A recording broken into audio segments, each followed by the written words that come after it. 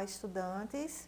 Quem fala aqui é a professora Fernanda de Ciências e hoje nós iremos ter mais uma aula do 7º ano sobre diversidade de ecossistemas 2. O objetivo dessa aula é que os estudantes consigam caracterizar os principais biomas e ecossistemas brasileiros quanto à paisagem, à quantidade de água, ao tipo de solo, à disponibilidade de luz solar, a temperatura, etc., correlacionando essas características à flora e à fauna específicas. Então vamos lá, vamos começar pelo bioma Caatinga. A Caatinga é um bioma exclusivamente brasileiro, ocupando aproximadamente uma área de 734 mil quilômetros quadrados, que corresponde a cerca de 70% da região Nordeste e a 11% do território nacional, como a gente pode ver aí nesse mapa, né? A distribuição da Caatinga na região Nordeste. O nome Caatinga significa em Tupi-Guarani Mata Branca. Esse nome faz referência à cor predominante na vegetação durante a estação de seca, onde quase todas as plantas perdem as folhas para diminuir a transpiração e evitar a perda de água armazenada. No inverno, devido à ocorrência da chuva, as folhas verdes e as flores voltam a brotar. O clima é quente e os solos são férteis, apesar de improdutivos pela falta de água. Nesse ambiente, desenvolve-se uma vegetação adaptada à falta de água. Então, aqui a gente tem o mesmo local em dois momentos diferentes. Em cima, a gente vê essa região na época de seca e a mesma região na época chuvosa. Então, a gente observa que a paisagem muda bastante de acordo com a presença ou não de água. Essa região é bastante árida, como já foi dito, devido à escassez de chuva.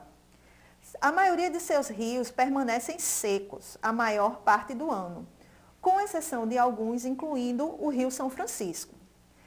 Ele é um rio que não seca, independentemente do período de estiagem. Tem sua nascente histórica no alto do Parque Nacional da Serra da Canastra, em Minas Gerais, e percorre os estados de Minas, Goiás, Distrito Federal, Bahia, Pernambuco, Sergipe e Alagoas, onde deságua. Na bacia do Rio São Francisco, há registradas cerca de 158 espécies de peixes. Esse rio é muito importante, principalmente na agricultura irrigada da região e na pesca. A vegetação da Caatinga é adaptada à aridez do solo e à escassez de água na região. Quando as condições de umidade do solo são mais favoráveis, a Caatinga se assemelha a uma mata, onde são encontradas árvores como o juazeiro, também conhecido como juá, além de aroeiras e angicos, entre outras espécies, tá? de árvores. Nas áreas mais secas, aparecem as cactáceas, como o facheiro, o mandacaru, a palma, a coroa de frade, o xique-xique, que servem de alimento para animais na época da seca, e as bromeliáceas, como a macambira. A Caatinga abriga um grande número de espécies da fauna brasileira, como mamíferos, répteis, aves, anfíbios. E aí a gente pode citar alguns desses animais. A gente tem a arara azul de Lear, que é uma espécie de arara azul, a sussuarana, que é um felino, a asa branca, que a gente pode considerar um símbolo do sertão da Caatinga, preá e a jiboia. Além disso, existe uma variedade de insetos que exercem uma grande importância para o bioma. Outro bioma do nosso Brasil é o Cerrado. Ele abrange os estados mostrados aqui no mapa e se distribui em áreas com clima sazonal e inverno seco, semelhante às savanas africanas. A temperatura média anual fica em torno de 22 a 23 graus Celsius, podendo chegar até a 40 graus Celsius na época mais quente do ano. Então, aqui a gente pode observar nessa figura do lado como era a distribuição original do cerrado e os principais remanescentes que existem ainda do cerrado em 2002. A gente observa que houve uma grande degradação desse bioma. A vegetação do cerrado. As árvores do estrato lenhoso apresentam troncos grossos e tortuosos.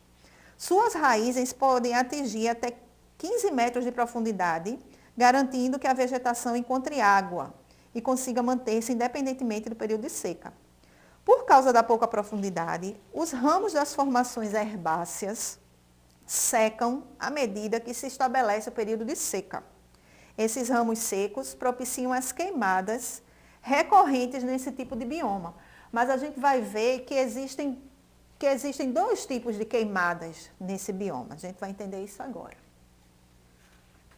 Existem as queimadas que a gente sabe que são ilegais, porém, existem também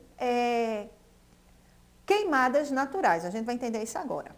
Um aspecto importante a ser discutido sobre o cerrado é a sua relação com o fogo. No cerrado, o fogo de origem natural geralmente era ocasionado por raios, já no início da estação chuvosa, em que a biomassa vegetal seca era o combustível para que ocorresse a combustão. Só que na sequência, as chuvas impediam que o fogo se espalhasse e tomasse grandes proporções. Então, a gente podia considerar que esse fogo era o fogo do bem. Por quê? Vamos olhar aqui na figura. O fogo no cerrado pode ter início por fatores naturais, através de descargas elétricas. Por que é que isso seria bom? Os raios que provocam o fogo ocorrem com mais frequência no período de chuva. A umidade dessas chuvas evita a propagação descontrolada das queimadas. E em que isso pode ajudar o cerrado? Na germinação das sementes. Algumas sementes precisam de altas temperaturas para quebrar sua dormência, para fazer com que elas germinem. E a queima periódica mantém o terreno livre para as espécies se desenvolverem, já que muitas não crescem em vegetação fechada. Então, o fogo natural, ele traz alguma vantagem para o cerrado. O uso do fogo já era muito difundido entre os grupos indígenas que habitavam os cerrados. Por meio do fogo, eles manipulavam o ambiente e se beneficiavam de diversas maneiras. Porém, os indígenas não queimavam extensas áreas. As queimadas eram realizadas em mosaicos, ou seja, enquanto uma área era queimada, dava tempo para as outras áreas se recuperarem. Então, raramente esse fogo saía do controle. A fauna presente no cerrado apresenta grande quantidade de espécies de aves, répteis, mamíferos e anfíbios. Alguns estudos indicam que há cerca de 14 mil espécies de invertebrados. Entre os animais, nós podemos citar o veado campeiro, a anta, a ariranha, o lobo-guará e o tamanduá-bandeira. Certo, gente? E agora nós vamos estudar o nosso último ecossistema, que é o Pampa. O Pampa é um bioma que está localizado no Rio Grande do Sul, no Uruguai e em algumas províncias da Argentina. A palavra Pampa é um termo de origem indígena dos povos quichuas, que significa região plana. Esse nome foi dado devido às suas extensas planícies que configuram a paisagem predominante na região. A vegetação dos pampas. A vegetação, ela é majoritariamente composta de gramíneas e plantas rasteiras. Árvores e pequenos arbustos também podem ser encontrados na região, mas em minoria e de maneira esparsa. Então, a gente aqui observa algumas poucas árvores espalhadas na região. Estima-se que a flora dos pampas abranja cerca de 3 mil espécies de plantas, entre campos nativos, matas e afloramentos rochosos. Animais dos pampas. A fauna desse bioma tem uma biodiversidade riquíssima, com abundância de espécies, entre aves, mamíferos, artrópodes, répteis e anfíbios. Cerca de 40% dos animais dos pampas são endêmicos, ou seja, são de espécies que não são encontradas em nenhum outro lugar do mundo. Então, a gente pode tomar como exemplo de animais dos pampas, a ema, o quero-quero, o tucu-tucu, que é também um roedor que se esconde em tocas, sapinho de barriga vermelha e o tatu. Então, gente, levando em conta o que a gente aprendeu hoje, eu lanço para vocês esse desafio.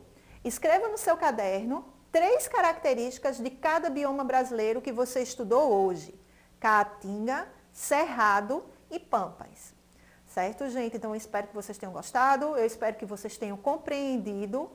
Bons estudos e até a próxima aula.